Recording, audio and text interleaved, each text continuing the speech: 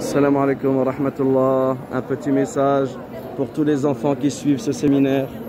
Je demande à Allah tabaraka wa ta'ala de vous bénir et de faire de vous des bons musulmans et des bonnes petites musulmanes, et qu'Allah azza wa jal vous fasse grandir dans son obéissance.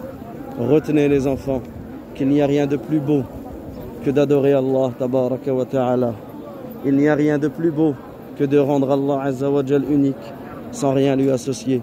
Il n'y a rien de plus beau que de croire en Allah, que de croire en ses anges, que de croire en ses livres, que de croire au jour dernier, que de croire aux prophètes, que de croire au jour dernier et que de croire au destin, qu'il soit bon ou mauvais. Il n'y a rien de plus beau, les enfants, que de connaître le prophète Mohammed sallallahu alayhi wa sallam, que d'apprendre ce qu'il a dit, connaître ses enseignements, savoir connaître sa vie et sa biographie.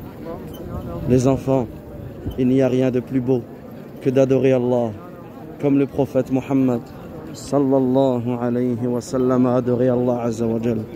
C'est pour cela que pour toutes ces choses-là, il est impératif et il faut absolument que vous appreniez votre religion, que vous continuez à vous intéresser, à apprendre et à appliquer.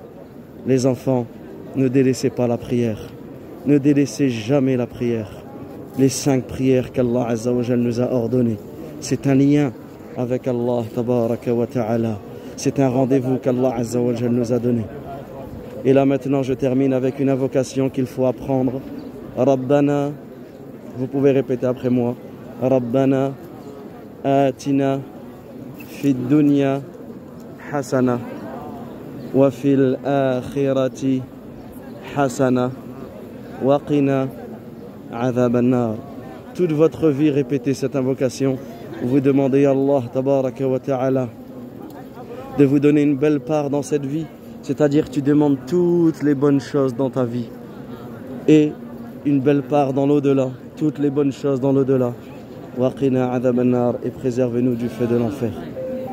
Donc on demande à Allah azza wa jal de nous accorder le paradis.